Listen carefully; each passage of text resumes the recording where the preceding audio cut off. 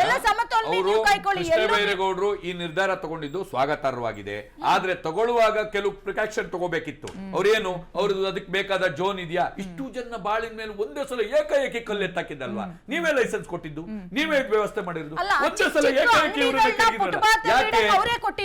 ನಾವು ಹೇಳೋದು ಒಂದೇ, ಇವರು ಸರ್ಕಾರ, ನಮ್ಮ ಕರ್ನಾಟಕ ಸರ್ಕಾರ ಏನ್ ಮಾಡ್ತಾ ಇದೆ ಅಂದ್ರೆ, ಯಾವ ಸರ್ಕಾರವೂ ಆಗಿರ್ಲಿ, ನಾನು ಯಾವ್ದು ಒಂದು ಸರ್ಕಾರ ಕೇಳ್ತಿಲ್ಲ, ಇವರು ಬಡತನ ನಿರ್ಮೂಲನೆ ಮಾಡಕ್ಕಂತ ಟ್ರೈ ಮಾಡಿದ್ರು, ಆಗ್ತಾ ಇಲ್ಲ. ಈಗ ಬಡವರ ನಿರ್ಮೂಲನೆ ಮಾಡಕ್ ಕೊಟ್ಟಿದ್ದಾರೆ. ಯಾಕಂದ್ರೆ ಬಡತನ ನಿರ್ಮೂಲನೆ ಮಾಡೋದು ಕಷ್ಟ ಆಗ್ತಾ ಇದೆ. ಬಡವರನ್ನ ನಿರ್ಮೂಲನೆ ಮಾಡಿದ್ರೆ ರಗಳೆ ಇಲ್ವಲ್ಲ ನಮ್ಮ ಬಡವರಿಗೆ. ಈಗ ಆಗ್ತಾ ಇರೋದು ಅನ್ಯಾಯ ಬಡವರಿಗೆ.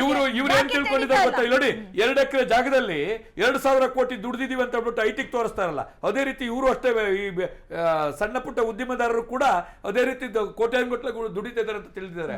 ಒಂದು ದಿನದ ದುಡಿಮೆ ಮನೆಗೆ ತಗೊಂಡು ಹೋಗಕ್ಕಾಗಲ್ಲ. ಯಾರ್ಯಾರ ಸಮಸ್ಯೆ ಗೊತ್ತಾ?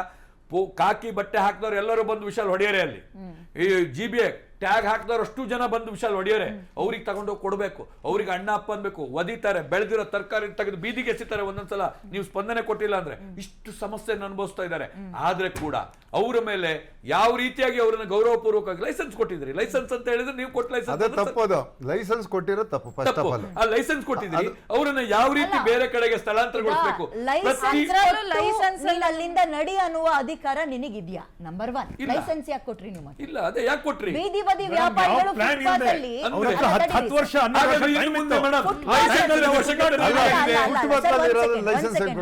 ಈಗ ಫುಟ್ಪಾತ್ ನಲ್ಲಿ ಬೀದಿ ಬದಿ ವ್ಯಾಪಾರಿಗಳು ಹೊಟ್ಟೆಪಾಡು ಬಡವರು ಅನ್ಕೊಂಡು ಫುಟ್ಪಾತ್ ನೀವು ಆಕ್ಯುಪೈ ಆಗದೇ ಇಲ್ಲ. ಯಾಕೆ ಲೈಸೆನ್ಸ್ ಕೊಟ್ರಿ? ಲೈಸೆನ್ಸಿಗೆ ಹಣ ಯಾಕೆ ಇಸ್ಕೊಂಡ್ರಿ?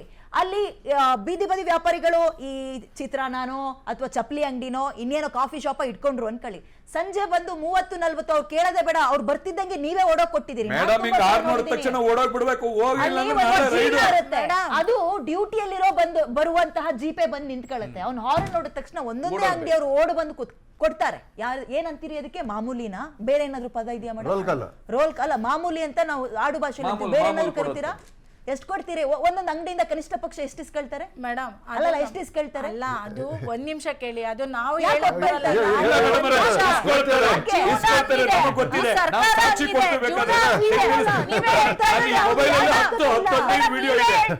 ಅಧಿಕಾರಿಗಳು ಬಂದು ವಿಷಲ್ ಹೊಡೆಯಕ್ಕೆ ಎಲ್ಲಿದೆ? ಅವ್ರು ಇಸ್ಕೊಳ್ತಾರೆ ಅಂತ ಆರೋಪ ಮಾಡಿದ್ಮೇಲೆ ಲಂಚ ಕೊಡ್ತಾರೆ, ನಿಮ್ದು ತಪ್ಪಾಗುತ್ತೆ. 30 ರೂಪಾಯಿ ಕೊಡ್ತಿರೋ 50 ರೂಪಾಯಿ ಕೊಡ್ತಿರೋ, ಒಂದು ವೆಹಿಕಲ್ ಬಂದ್ ಅಲ್ಲಿ ನಿಂತ್ಕೊಳ್ಳುತ್ತೆ, ಹಾರ್ನ್ ಮಾಡುತ್ತೆ ಅಂತ ಸಂಜೆ 6:30-7 ಗಂಟೆ ಸೂರ್ಯ ಕಾನೂನಲ್ಲಿ ಈಗ ನಮ್ಮ ಅವರಿಂದಂತ ನಾಲಾಯಕ್ಗಳು ಲೈಸೆನ್ಸ್ ಕೊಟ್ಟಿರೋರು ನಾಲಾಯಕ್ಕೆ ಈ ಸಂಜೆ ಬಂದು ಹಾರ್ನ್ ನೋಡಿದ ತಕ್ಷಣ ಓಡೋಗಿ ಅಂಗಡಿಯವರೆಲ್ಲ 20-30 ಜೇಬಿಂದ ತೆಗೆದು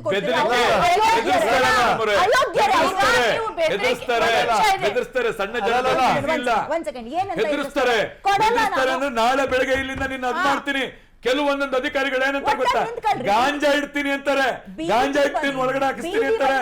ಏನಿಸ್ತಾರೆ ಗೊತ್ತಾ? ನನ್ನ ಪವರ್ ತೋರಿಸ್ಬೇಕನ್ನ ಅಂತಾರೆ.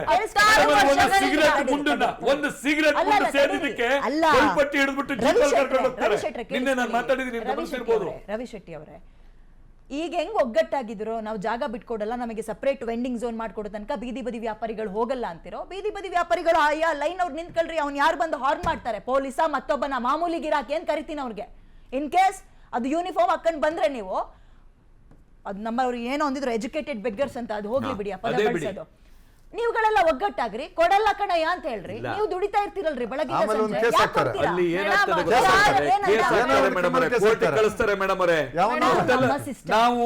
ಇದು ನಮ್ಮ ವ್ಯವಸ್ಥೆ. ಅಧಿಕಾರಿಗಳು ಲೈಸೆನ್ಸ್ ಅಂತ ಕೊಡ್ತೀರಿ, ಆಮೇಲೆ ನಿಮ್ಗೆ ಇಲ್ಲಿ ಅಧಿಕಾರ ಇಲ್ಲ ಅಂಗಡಿ ಹಾಕೊಳ್ಳಕ್ಕೆ ಅಂತೀರಿ. ಸಂಜೆ ಬಂದು ಪೊಲೀಸರು ಮಾಮೂಲು ತಗೊಂಡು ಇಷ್ಟ್ರ ಒಳಗಡೆ ನಾವು ಬಹಳಷ್ಟು ಈ ತರದ ಕೇಸ್ಗಳನ್ನ ಹಿಡಿದು ನಾವು ಅಂಗಡಿಯಲ್ಲಿ ಏನು ವ್ಯಾಪಾರ ಮಾಡ್ತಾ ಸಣ್ಣ ಉದ್ಯಮದಾರರು ನಾನು ಮೊನ್ನೆನೂ ಒಂದು ವಿಡಿಯೋ ಮಾಡಿ ಹಾಕಿದ್ದೆ. ಬಂದವ ಜೀಪಲ್ಲಿ ಬರ್ತಾರ್ರಿ, ಅದು ಡ್ಯೂಟಿ ಜೀಪ್ ವೆಹಿಕಲ್ ಅಲ್ಲಿ ಬರ್ತಾರೆ, ನಿಲ್ಲಿಸ್ಕೊಂಡು ನಾನ್ ದುಡ್ಡು ಕೊಟ್ಟು ಸೊಪ್ಪು ತಗೊಂಡು ಹೋಗ್ತಾ ಇದ್ದೀನಿ. ಅವ್ನು ಹೇಳ್ತಾನೆ ಯಾವ್ದು ಅಂತ ಕೇಳ್ತಾನೆ. ಅವ್ನು ಕೇಳುವ ಸೊಪ್ಪನ್ನ ಪುಕ್ಷಟೆ ಬಿಟ್ಟಿಯಾಗಿ ಕಟ್ಕೊಂಡು ಗುಲಾಮ್ಗಿರಿ ಮಾಡ್ಬೇಕು ವ್ಯಾಪಾರಸ್ಥರು, ಬೀದಿ ಬದಿ ವ್ಯಾಪಾರಿಗಳು ಮಾತ್ರ. ಎಲ್ಲ ದೊಡ್ಡ ಅಂಗಡಿಗೂ ಹೋಗೋ ತಾಕತ್ತಿದ್ಯಾ? ಯೂನಿಫಾರ್ಮ್ ಹೋಗುತ್ತೆ ದೂರು. ಅಲ್ಲೋದ್ರೆ ಇಲ್ಲಿ ಏನಾಗ್ತಾ ಇದೆ ಅಂತ ಹೇಳಿದ್ರೆ, ಸರ್ಕಾರದ ಗುಲಾಮ್ರವರು ಡ್ಯೂಟಿ ಸಂಬಳ ಮುಗಿದ ನಂತರ ಕೊಡ್ತಾರೆ ನಮ್ಮ ಮೇಡಮ್ ಅವರೇ, ಅಲ್ಲಿ ಒಳ್ಳೆ ಡ್ಯೂಟಿ ಸಂಬಳ ಮುಗಿದ ತಗೊಳ್ತಾರೆ. ನಂತರ ಯಾರಲ್ಲ ಭಿಕ್ಷುಕರು ಭಿಕ್ಷುಕರು, ಗುಲಾಮ್ರು ಅಂತ ಯಾಕಂತೀವಿ? ಡ್ಯೂಟಿ ಮುಗಿದ ನಂತರ ಮಾಡುವ ಭಿಕ್ಷುಕರು. ಪಾರ್ಟಿಗೆ ಸ್ನಾಕ್ಸ್ ಇರೋದು ನಮ್ಮ ಹತ್ರ, ಅದನ್ನು ಫ್ರೀ ಕೊಟ್ಟು ಕಳಿಸ್ಬೇಕು ಡ್ಯೂಟಿ ಮುಗಿದ ನಂತರ. ಅವರು ಡ್ಯೂಟಿ ಮಾಡುವಾಗ ಎಣ್ಣೆ ಹೊಡೆದಿರ್ತಾರೆ, ಆದ್ರೆ ಅವ್ರು ಹೋಗಿ ಎಣ್ಣೆ ಚೆಕ್ ಮಾಡ್ತಾರೆ, ಎಣ್ಣೆ ಹೊಡೆದಿದ್ದೀರಾ ಅಂತ ಹೇಳ್ಬಿಟ್ಟು. ಇದು ನಮ್ಮ ಕಾಲ, ಎಷ್ಟು ನಮ್ಮ ಜನ ಪರಿಸ್ಥಿತಿ. ಬೆಳಗ್ಗೆ ಏನ್ ಮಾಡೋದು? ಬೆಳಗ್ಗೆ